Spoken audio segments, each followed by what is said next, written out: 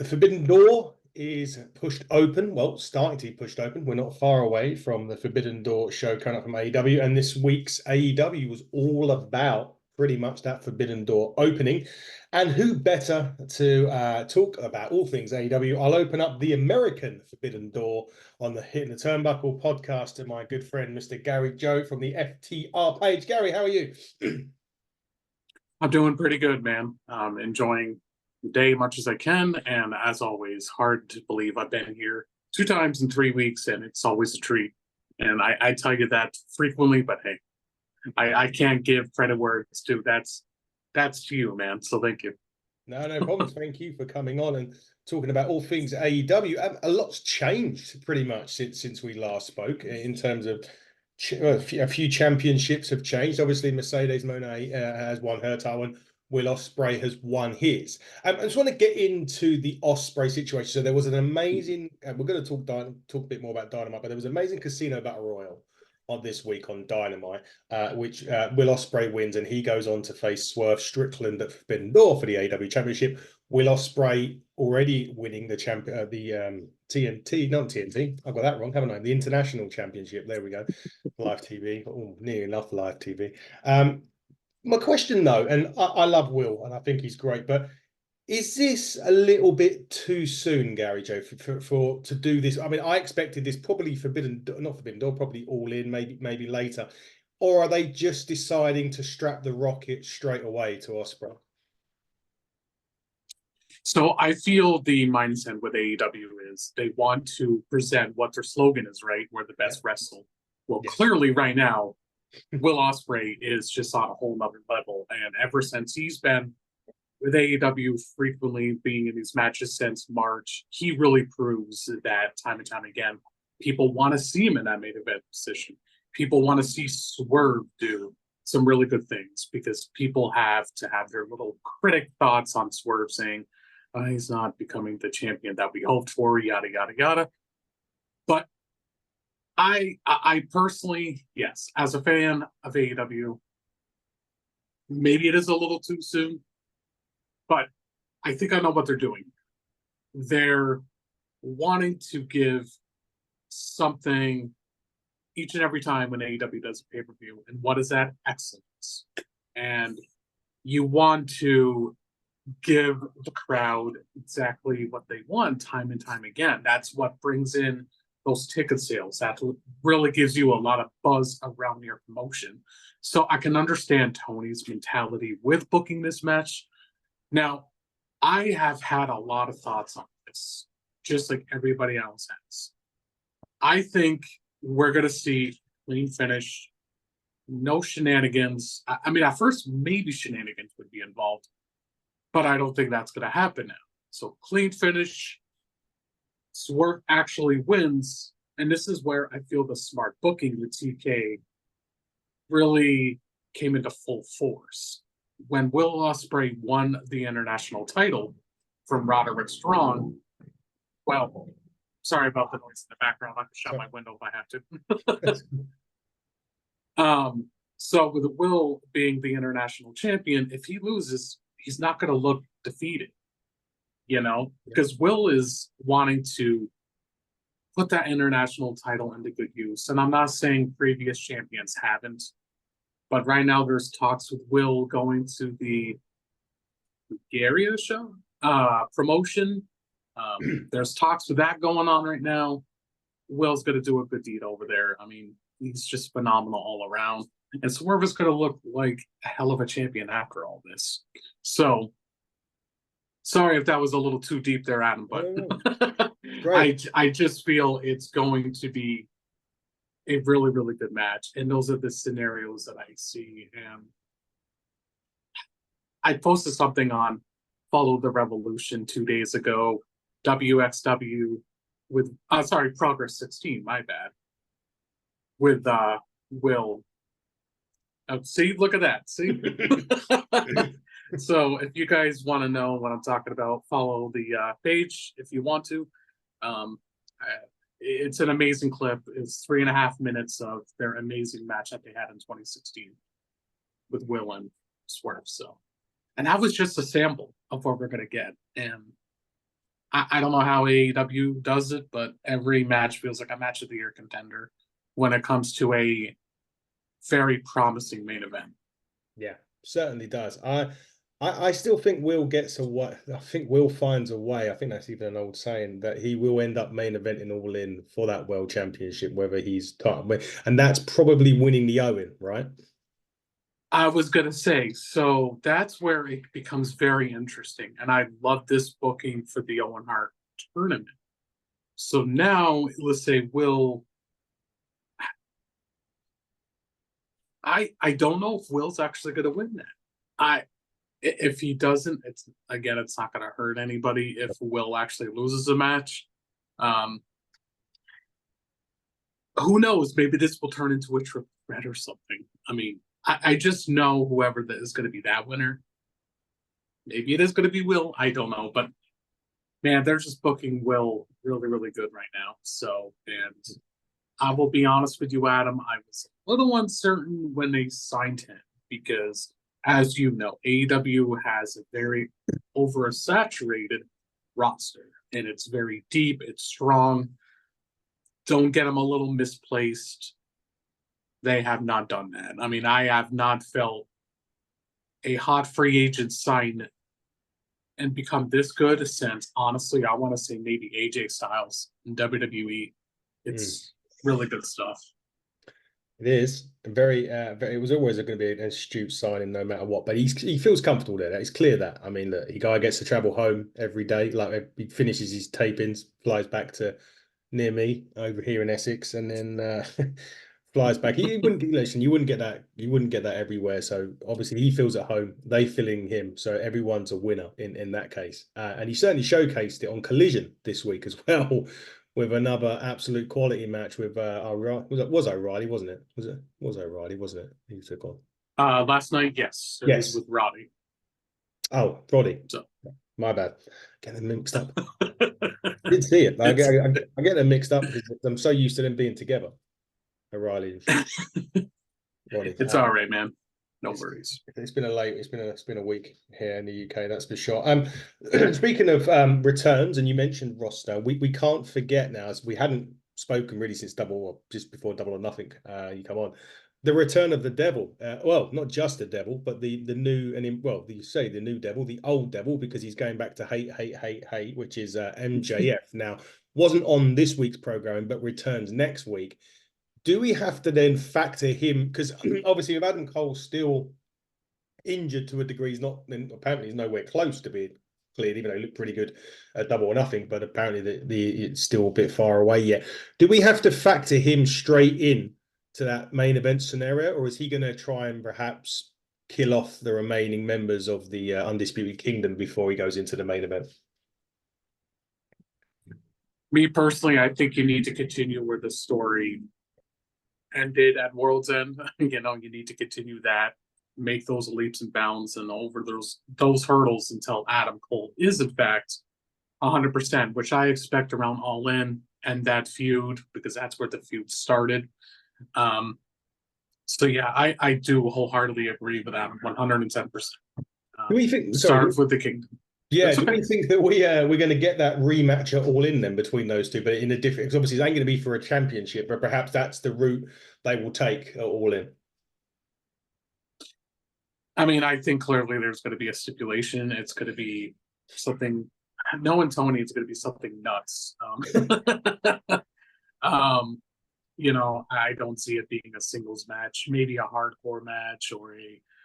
Tony loves his Texas death matches. Maybe he'll do that, or who knows? Maybe a lights out, because that way it doesn't hurt the two when they actually go for future titles. I don't know, but yeah, I do very much agree. I think that's what they should do.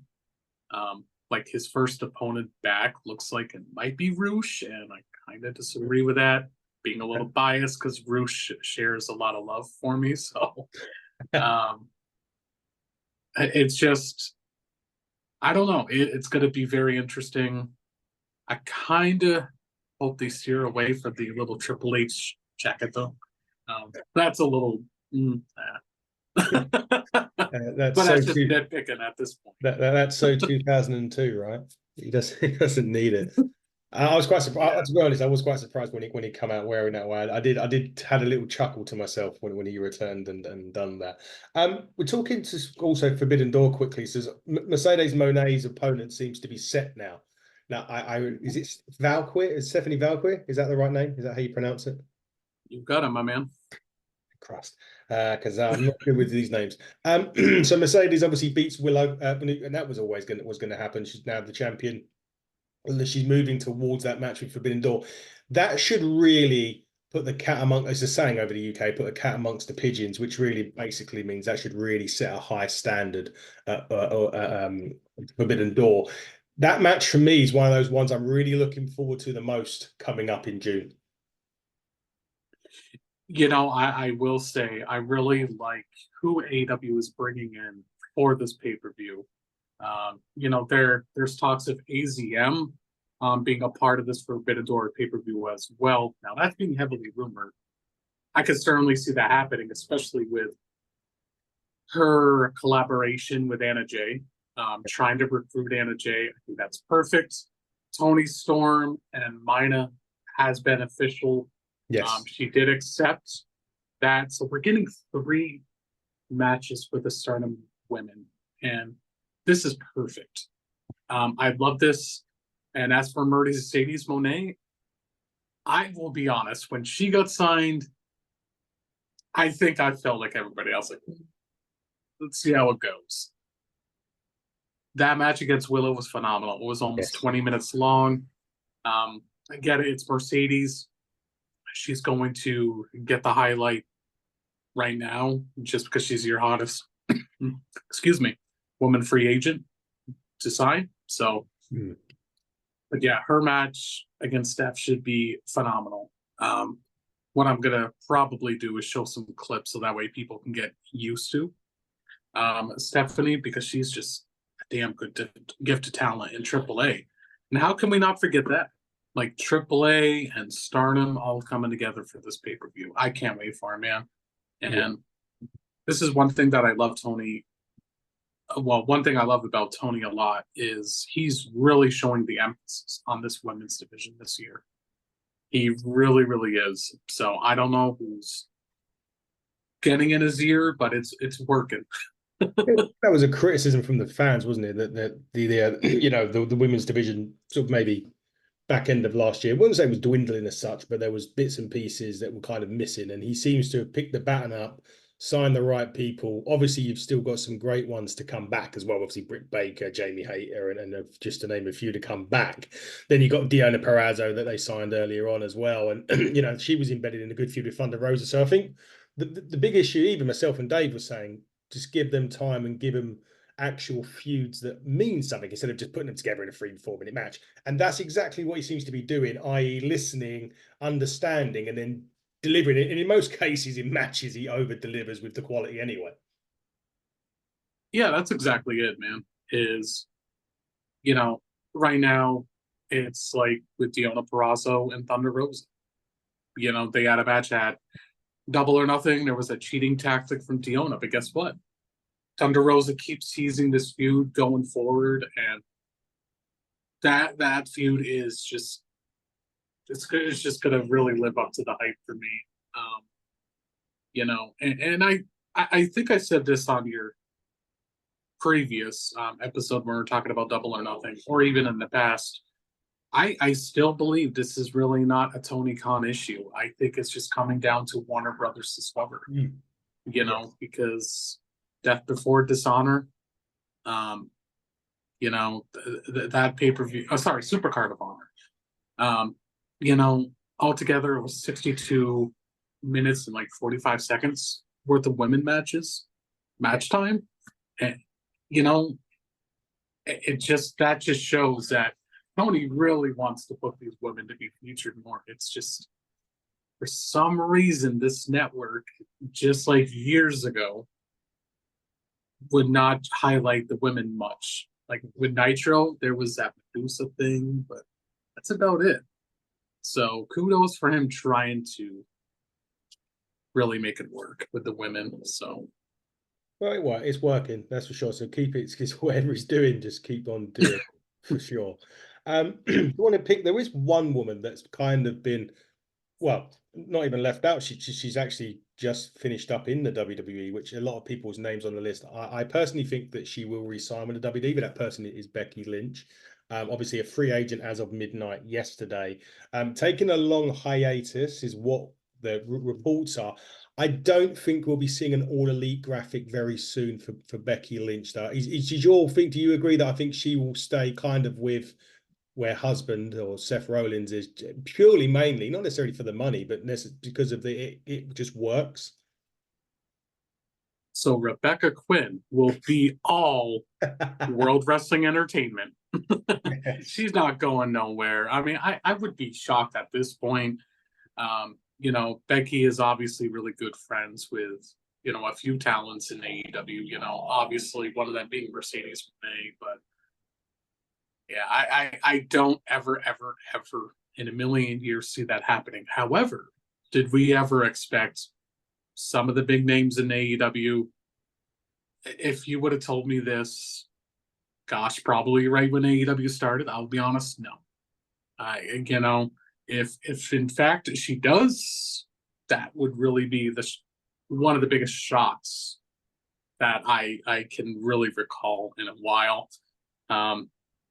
Jericho was vouching recently for Becky, but no way. But it's just, man, we just never know what can happen in wrestling, and that's the beauty of it. And AEW does so well keeping things under wrap. And I'm not saying WWE doesn't do that, because they've been doing that quite well too. Like the Tonga guy, I can't think of his name, sadly. Yeah, Tonga Loa. Yeah, I mean, that was a good surprise. So, but Becky's doing the right thing, in my opinion, because I feel the reason why she's taking this much needed break is after when she got so much flack after winning the women's championship recently. She probably thought to herself, yeah, I need to take a break. So yeah, she's going to be going to the corn state, is what we like to call it here in the U.S., in Iowa, and be with her kid and her husband. Exactly that. Yeah, definitely. So, interestingly, sorry, this is just a bit of the TNA news that's just coming by. The vice president of marketing for all of Anaheim, Lou D'Angelo, was one of the people released. I don't know a lot about that person, but I'm just reading it as I always do. And I keep having to bring this guy up though, Scott D'Amore. Are we going to ever see him in AEW? Because I feel as I'm segueing here because I just read the news and I was obviously got a good relationship with TNA. Touch wood, that stays the same. But Scott D'Amore, is that Will Ospreay has been a big thing recently of him saying, look, we should really look at bringing him in. Is that someone that you potentially could think could come on board, or because of necessarily a working relationship that has been kind of hit more this week with WWE and NXT? Would WWE maybe reach out and have him on NXT to do this whole TNA partnership? Those are a couple good questions. I will get the WWE one out of the way first. I say no. And I say that respectfully. And much as I love TNA, they are so underrated as a promotion. I'm really happy to hear about the crossover stuff. Only issue that I'm going to say, the nitpick, and I know this might be a hot take. With all this news that's coming out with TNA, you just mentioned that somebody got released from TNA. Yeah. Somebody from TNA that was part of creative is gone this week. I feel TNA is kind of on that last leg to rejuvenate them. And thankfully, WWE is there to help out with that. And that's a good thing. So Scott D'Amore and Shawn Michaels. I mean, HBK, I love him dearly. Don't get me wrong. But I guess to me, nah. And I'm not just saying this because what the podcast is representing today. I think AEW desperately could need a lot more with Scott D'Amore for sure. Like Will wants Scott to do the ROH side of things. I think we all can be in agreement. We rather him do like a role with the main roster stuff. which I don't think it would hurt. Like I get it. I'm my own boss for what I do for work, and I don't like to reach out for help sometimes, because sometimes we get a little too cocky. And yeah, I've been begging this for a while ever since he got cut from TNA. I would love nothing more than seeing Scott D'Amore in AEW. Yeah. So Tony, follow this podcast, listen to our advice. Come on the podcast. You don't have to follow it. Just come on. No, I agree. I do agree. I think he'd be better suited to TNA. Sorry, not to TNA, to AEW. I don't think it would work in the WWE personally. I think there is still too many clicks, shall we say. Not to mention the aforementioned word click there with the two people running the show on both sides. It was mainly because it come across my head because of the work that they're doing together anyway. But back to what I was originally going to go into, which is the aforementioned TNT Championship. Now, Adam Copeland delivered an absolute. I mean, he's fucking madman. What he was doing, double or nothing for sure. Great to see Gangrel. Horrific injury. I mean, jumping from there. I mean, when he was looking at that, I'm thinking, don't, and he did.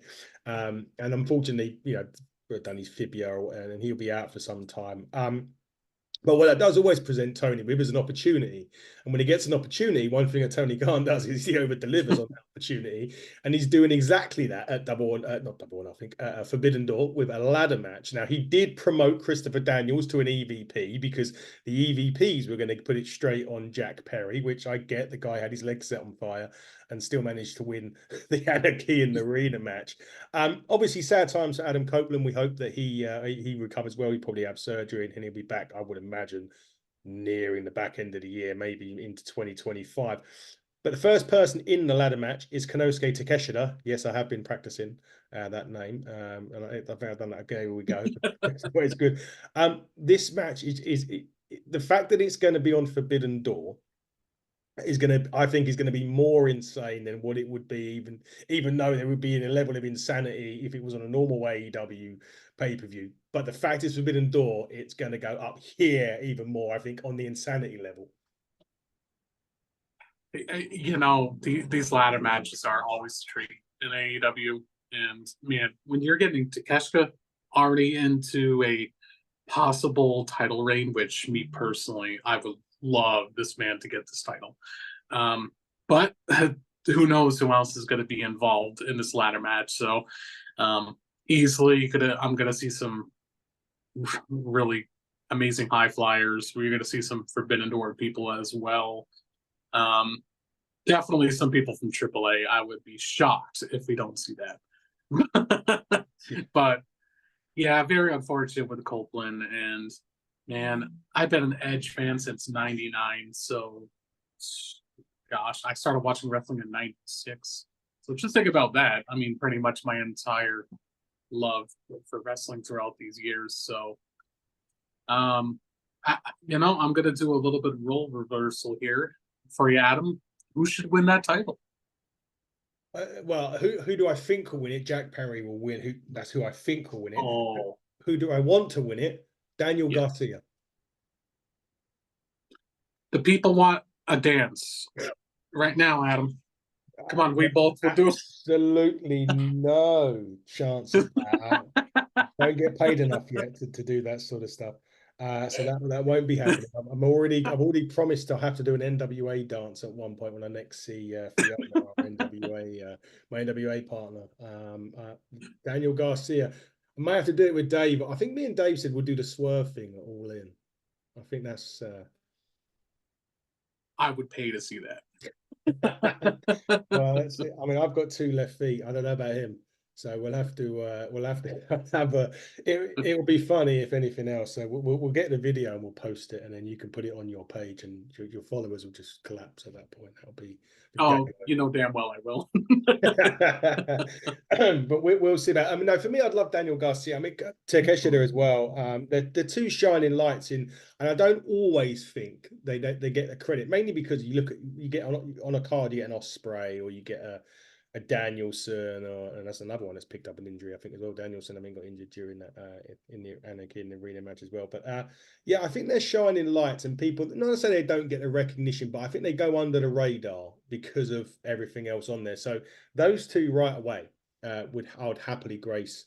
I'd happily get them to win it, but I don't know, because obviously we don't know who's in it yet. Obviously, as you say, there's going to be some involvement in it. I would, if I was Tony Khan, and I said this name the last time we spoke, I would just knock on Revolution Pro Wrestling and say, can we borrow Michael Oku for a match, please? Or if they really wanted to go somewhere else and they really wanted to pick a cruiserweight that could do some crazy stuff, I would also knock on the door of Revolution Pro and say, can we borrow the king of the cruiserweights, Robbie X? If you don't know him, Google him, and you will. The guy is incredible. But yeah, Daniel Garcia for me. But I still think these Konosuke and Daniel, and there's a couple of others that I would say swim very much under the radar in AEW, but they always produce. And that's the one thing you're always going to get, right? They say it's where the best wrestle, right? And I don't think there's any issue with that for me. But Garcia is my pick. Long-winded answer to your question, I know, but Garcia. But dance or no dance, that's up to him. He can do that. But, yeah, I'm gonna go with actually Kyle O'Reilly. I'm gonna go with the comeback there's kid. another one. There's another one. I would really like that. And that match last night against Ospreay. If there's going to be a comeback of the year, I mean, one of them has to be Kyle O'Reilly. That match was just. It was amazing. That's what you like to call a chef kiss. Yes, really, really good. Yeah, chef's kiss. We say that over here as well. It was that really was an incredible match with Ospreay and Kyle O'Reilly. If you haven't seen it, you're stupid. But I would go and watch it straight away if you haven't. And I'll tell you what, another match that flew a bit under the radar for me on Collision, mainly just obviously because you had the Ospreay match and a couple of others, was actually Garcia and Shibata versus the Workhorsemen. I really like the Workhorsemen. I want to see them start winning a bit. I think when I've always watched it, they've always been really good, but they've always been defeated because they normally go against a top guy. So it's obviously, they would not say obvious, but it was clear in my head who was going to win. But they really take after their name, and I really want to see them get utilized as maybe even as a really outside chance of being tag champions in AEW. I can agree with that, Adam, honestly. Like, when you re-signed Anthony Henry after when cut him, like, there's going to be a reason behind that, right? So, fast fact, Anthony Henry is ranked number 9 with the most merchandise sold in AEW. When merch sells, wow, that person sells. And I think the Workhorseman really has that in their DNA, honestly. And I'm not saying this because, they highlight a lot better in ROH more than AEW, unfortunately. But guess what?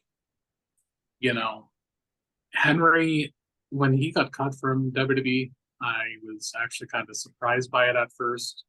But man, him and JD Drake are just so fun. So fun. And they get a lot of warming receptions online. So I do agree with you to the fullest. Maybe someday, but yeah, I very much. Yeah, I would like to see that. I certainly do. I think they're great. Another one that's come back, Leo Rush. He come back recently, Double I think actually, and he's been on TV since. Yeah, I got my opinions on that. You've got your opinion. This could sound quite interesting. Your opinion on Leo Rush? Go. I mean, he's lucky to be walking through those doors again because after what he said on Twitter. Yes. I mean, I believe in second chances, but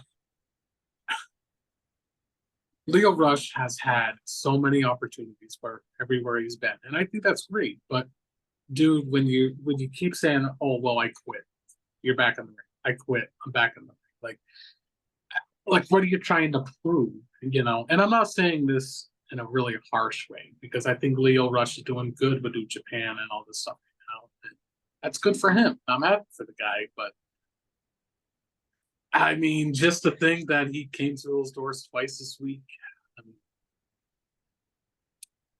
yeah, I guess I'm kind of shocked by it.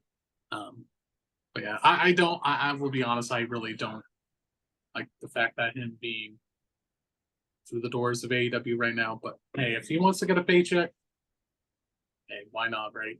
So. Yeah.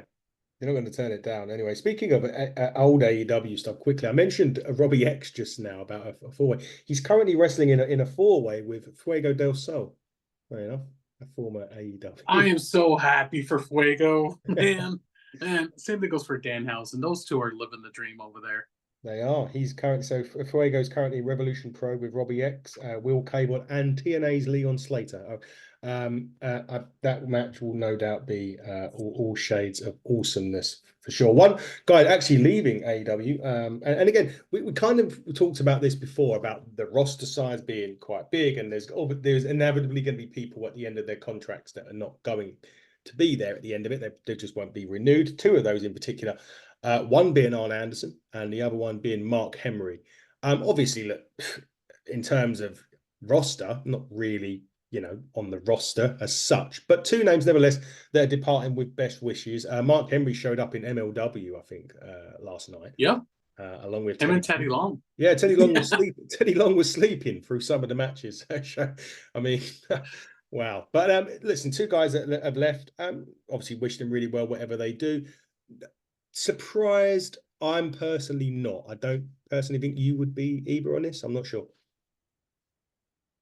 So, I mean, to tell you the truth there, man, I mean, Arn Anderson, I mean, when Brock, his son, decided not to be signed, I think it was no brainer at that point. Like, I'm going to go, for Mark Henry, I mean, he only did a backstage thing for Rampage. I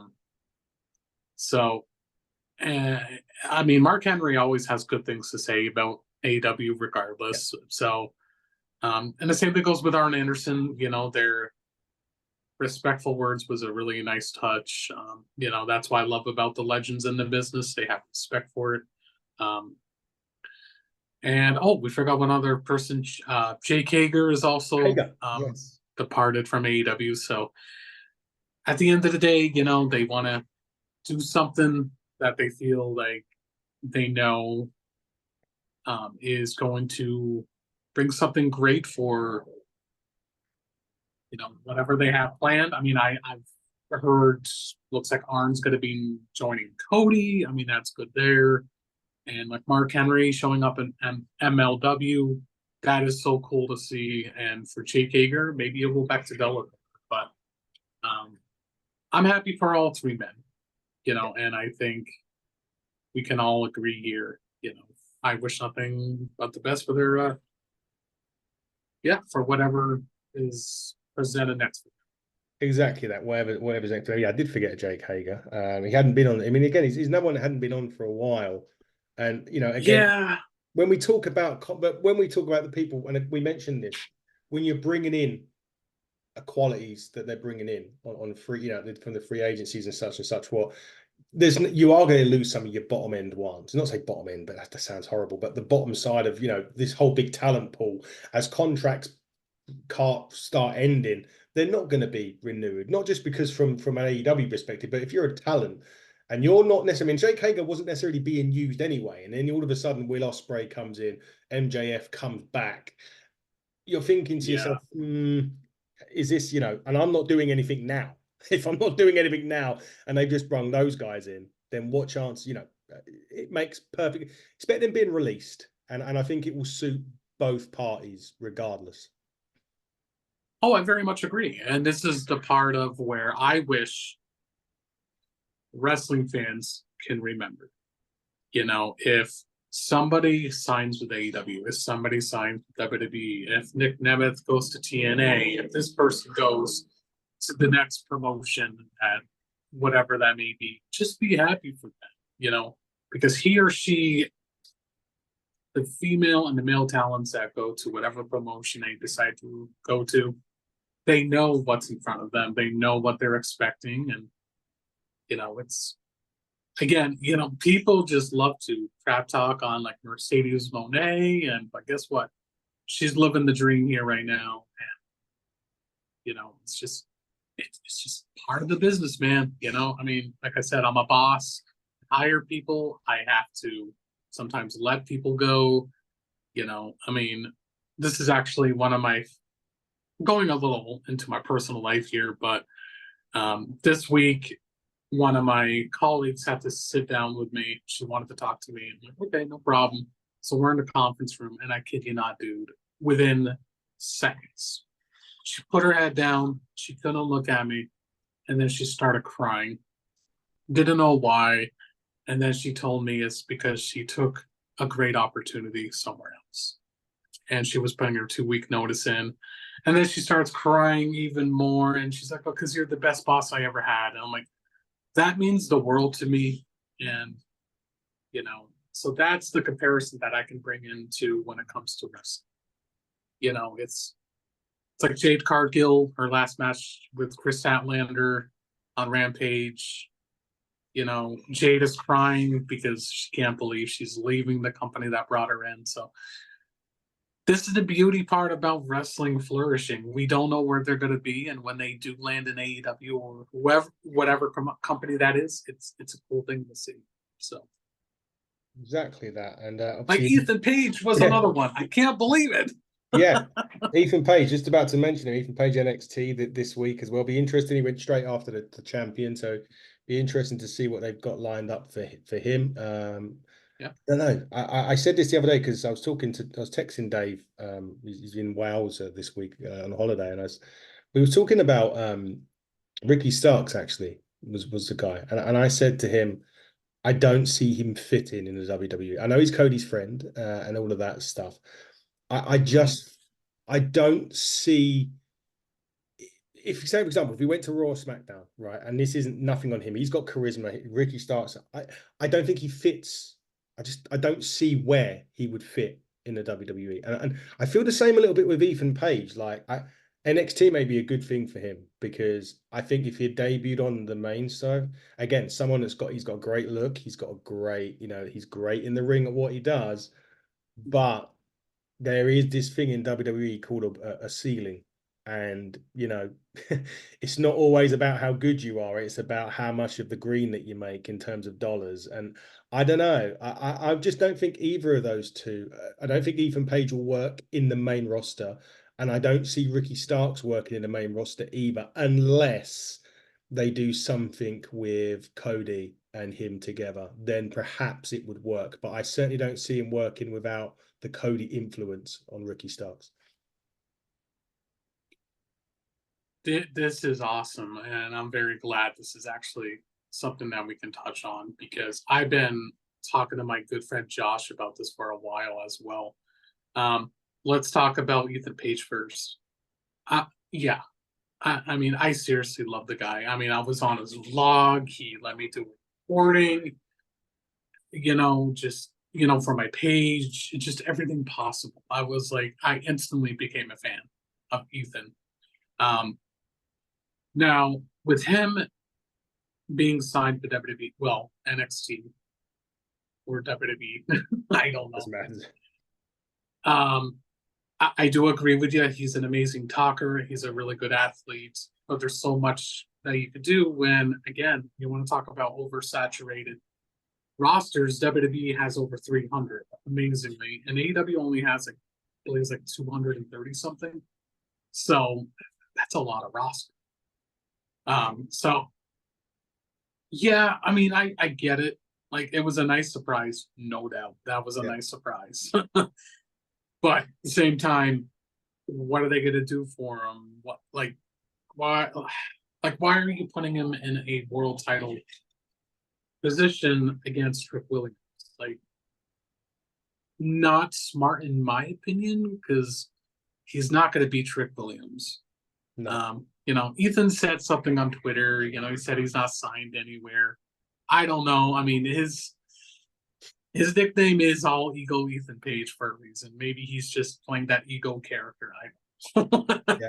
But as for Ricky Starks, this is where I told my friend Josh that I get it. He's not being used right now, and it's unfortunate because Ricky has so much potential in the world. We have seen this since 2020. However, with MJF, being re-signed to a long-term, multi-million-dollar contract. That makes me wonder for Ricky Starks. Now, why am I comparing the two? Is because you brought up a name that I think it's safe to say that not everybody should go to WWE, and I'm talking about those people that are friends with Cody. You know, everybody thought, well, MJF is in fact going to WWE because Cody Rhodes is there, because his best friend is there. You know, and Ricky did join a podcast recently, and he just wished people can just, you like, we can't speak for Ricky Starks. Nope. You know, I mean, I don't know. Like, Ricky Starks is with AEW for another year. You know, he signed a really nice 5-year deal back in 2020. So hopefully a really great direction with Ricky happens very soon. But I do very much agree, because if you're going to be signed over there, this is going to be a hot take. You're on the mic. You can cut a damn good promo, but you're going to fall in the lines of an LA Knight status, where, no offense, but sometimes WWE only sees you as a label for merchandise, because that's exactly what they're doing with LA Knight. I can't believe he's not even a champion. No, I mean, sure, looks like it's going to be finally happening when he beats Logan Paul, which that's what's getting teased, but it's taking them this long. But Ricky Starks has that potential too of being something fantastic. I get it. LA Knight's older, Ricky Starks is younger. But like you said, I don't think he would really fit the mold with WWE. No. You know, they would just, I mean it when I say that, like, they would just look at him as a price tag for their merch to be sold. I mean, I get it. You want to make a good profit when people buy your merchandise, but that roster is getting really deep, heavy, bloated. You know, these two companies have a guilty habit of that. You know, I get it, you want to sign the best, but, you know. But yeah, I very much agree, honestly, with you. Dave, need to come back. Yeah. That, you know, with you and Dave, for sure. Just, oh man, it's going to be very interesting to see what happens. Yeah, it will be. We'll find out. As you say, we've still got, well, depending on when he's re-signed, anything between 6 months or so to find out till we hit 2025. There won't be no bidding war in 2024, though. That was won by Tony Khan, which was a. We'll finish on that, actually. I know we spoke about MJF returning. We both wasn't keen on his attire from his return, but nevertheless, MJF signing that multi-year contract. Casino chip on his leg with the AEW logo on it. Hopefully in the future he will never have to leave, because he would look a little bit silly if he did rock up with that logo on it. But I don't think he will be. Well, he certainly won't be leaving anytime soon. But look, MJF has epitomized AEW over the last few years. He's been the one that's, you know, really outshone, I think, everybody. Not just in terms of his work. He's the all-round game MJF brings, especially on the microphone, because he is a guy that can. He's one of those cocky guys that can talk the talk, but he can also walk the walk, because he's proved it and done it. But it just goes to show, as AEW enter the TV right negotiation deals that they're going to have to do, and they're going to have to get the best deal possible, if that means staying or not.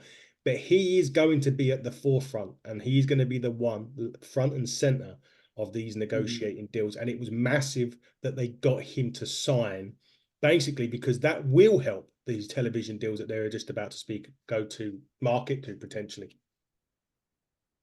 Oh, dude, 110% on that. Like, I think that was Warner Brothers' top priority. Like, you need to keep him, Tony. You need to keep him. You need to do whatever you can to keep him.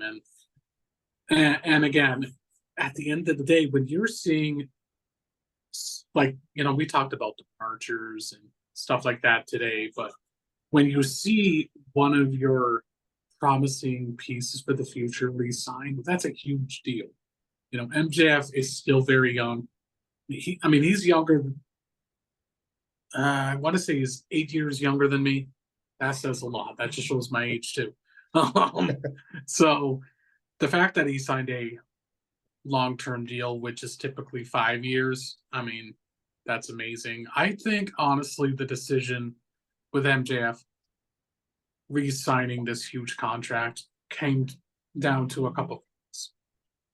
And I think honestly, it started with Kenny Omega. At I'm sure you've seen it there, Adam, but after their match that they had for the AEW World Title on Collision, somebody recorded off air that Kenny was just praising MJF heavily, saying, "I need somebody for the future of AEW if I'm not going to be around." You know, I think MJF wanted to do that. There is some people that I love in this business so much that becomes a heart and soul for a company, and it's good to see MJF do that. He really played a lot of people, and I mean, I was one of them. When he tweeted Dwayne Johnson WrestleMania week, I'm not gonna lie, I was like, "Whoa, are we really gonna see that?" My 50-50 mindset was like, he's doing it. I can't believe this. But the other side of me was like, no, you know what? It's just like Ricky Starks. You can't really take it seriously. So you need to make it make sense. And obviously it made sense. I don't know how big this contract is, but I know MJF got a big payday. And with the whole TV rights thing, now finally negotiations are getting talks. 110 million a year, which is doubled for what AEW was getting a couple of years ago. This is great news for AEW, man. Like, I love it very much, and with MJF being on front and center, it needs to happen. Yes. So for sure. It certainly does, and everyone can hate as much as they want. With the more wrestling companies there are in business, the better the business is. So that's another thing to remember. The fact that you've got WWE, AEW, TNA, NWA, MLW, all of this, and ROH, of course. I add that as AEW, really. But the fact that all of these companies are out there, we've been here and we all complained when there was just one. When WCW went to crap and WWE bought them, we all complained for years that there was no alternate product. And then TNA come along and they've had their moments, don't get me wrong. They've had times where it was like the Titanic, but on this one they rose above the water again.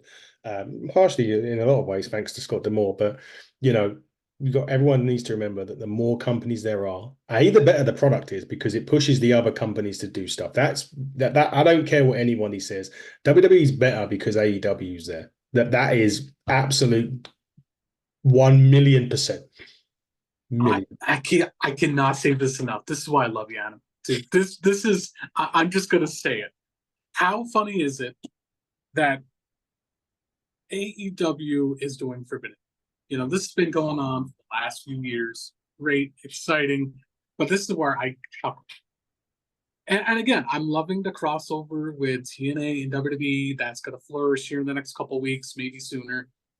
But how ironic that it happens the same time, exactly with Forbidden Door. Yeah. And AEW has been doing this Forbidden Door thing since the very beginning. And I'm not saying this is, desperate or anything from WWE, but I can't believe it's taken them this long to actually do it. But like you said, AEW is really putting a fire under the top company in the world's ass. I'm just saying. And they should do, and it should make it better, which it is. And the other thing to mention about this whole W is, my personal hot take is WWE buying TNA. That's what I think. That's how I really honestly believe there's something going on there with them too, for sure. I agree, sadly.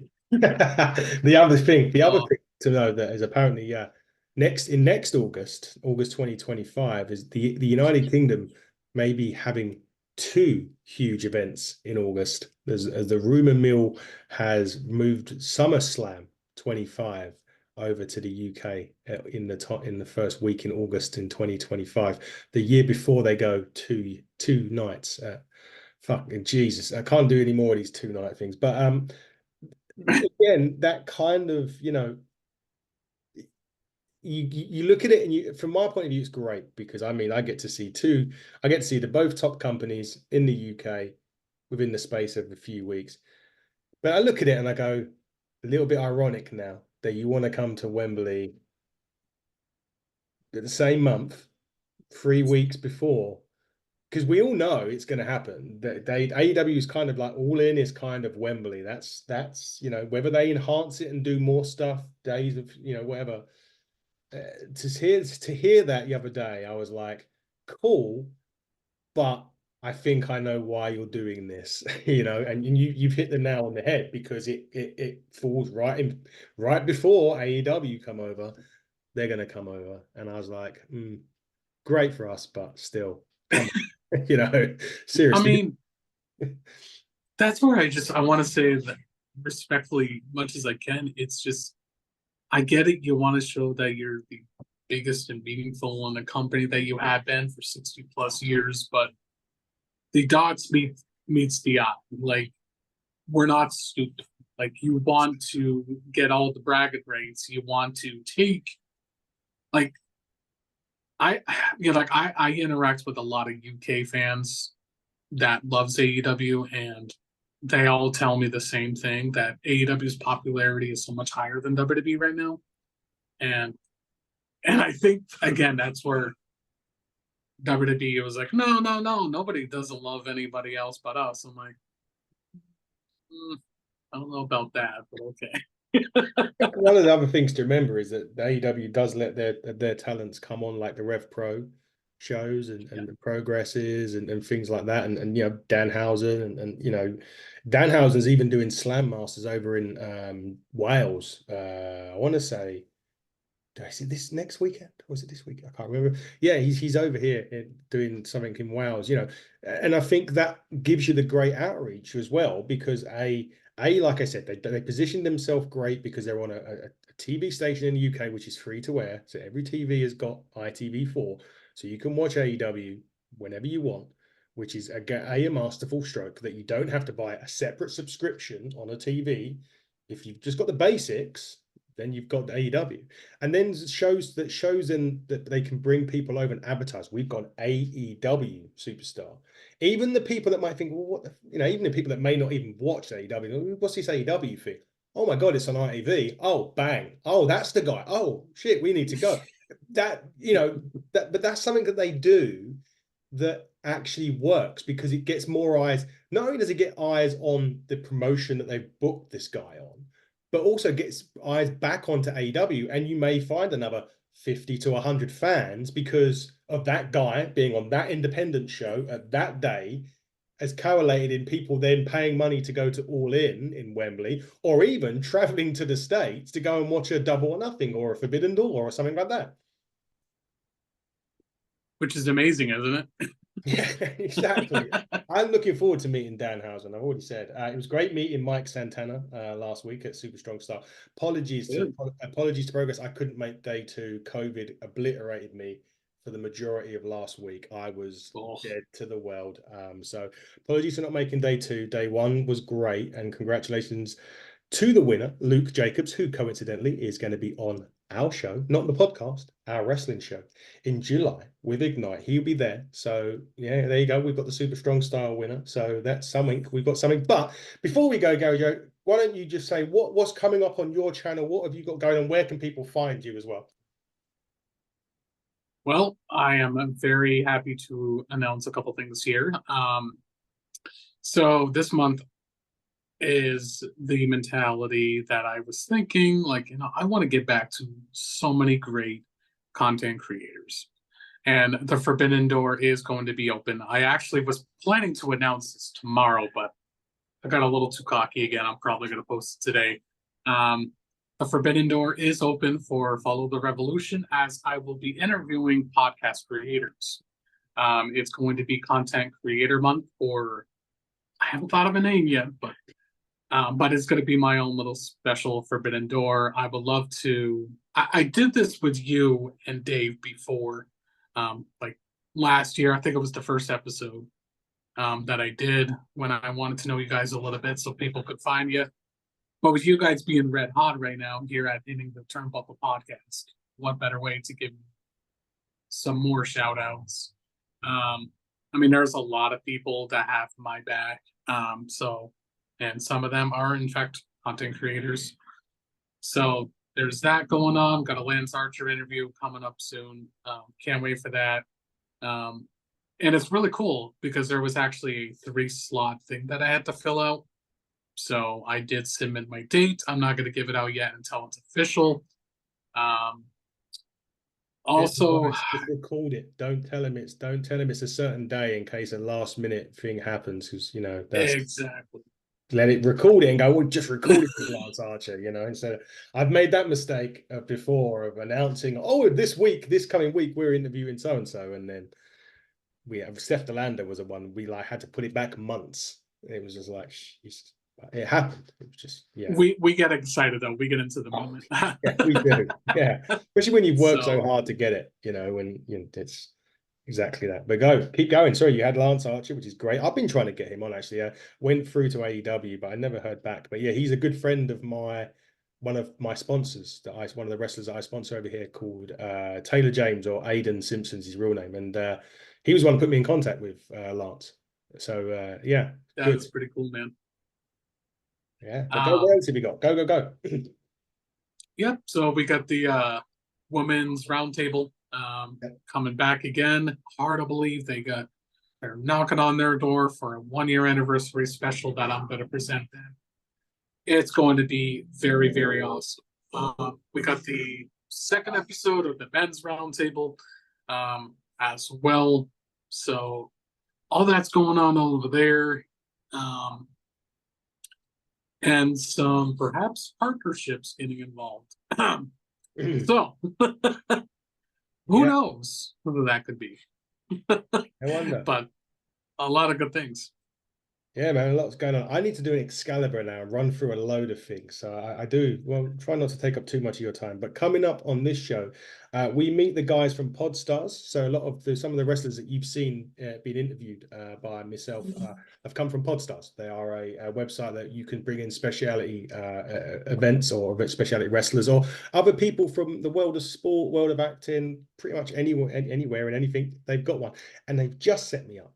Actually, funny enough, and again coming soon, the could soon to be NXT Women's Champion and current Knockout Champion Jordan Grace will be coming on the show. That's not officially announced yet, so there you go, everybody. You put me in that mode, Gary Joe. But Podstars are also coming on to talk some wrestling. The Damn Dirty Dog, Gene Money, who's a UK guy with Progress, he's coming on our show in July. He'll be being on the show very soon as well. And myself and Fiona are starting a new series in the NWA called Talking the Territories. So NWA have brought back the territories. They're taking over they've taken over some independent, they've selected some independent shows to start a territory group back. And we have got a lot of them coming up. We've got Camaro Jackson, we've got Jaden Newman, we've got Casey Kazana. We also have, there's one more at least on the list. There's Sam Beal as well. He's former TNA. I didn't know that until he's from Exodus Pro Wrestling, which is EC3's group. So there's a lot of that stuff going on, and potentially a former Divas champion as well, but I'm just waiting for that to drop. So that's quite a bit going on, including our own show on July the 14th. Let's hope England don't make it to the finals of the European Championship, because it'll be on the same day. But nevertheless, we are I think we're nearly 90% sold now with 6 weeks to go. So if you haven't got your tickets already, go to Eventbrite, tap in Buckle Up 2024 and get your tickets. Still 2 matches to announce. So we're 6 weeks left, 2 matches to announce, and we're 90% sold out. So if you don't go, don't blame me, because you're going to, and you put it this way, you never know who's going to show up. Put it that way. I'll leave it with that. But Gary, it's been great to talk to you. Yes, we will be partnering up on a lot more AEW stuff. You'll be seeing a lot more of us 2 and 3 when Dave becomes available. We'll be working together on a lot of projects going forward, and that is something that I'm really excited about. As am I, my friend. Let's shake the world, so to speak, right? Let's give the world a good old shake. But Gary, it's been great catching up with some AEW stuff with you. Let's try and pencil this in next week and do it again, and hopefully we can bring our other good colleague back, Mr. Dave Robinson, can join us. I'm sure he'll get back from Wales. But he has been the orderly bearded genius, Gary Joe. I have been your host, Adam Cousins, and you have been watching or listening to the Hitting the Turnbuckle podcast, either on YouTube or Spotify. And until next time, everybody, buckle down, stay safe, and good night.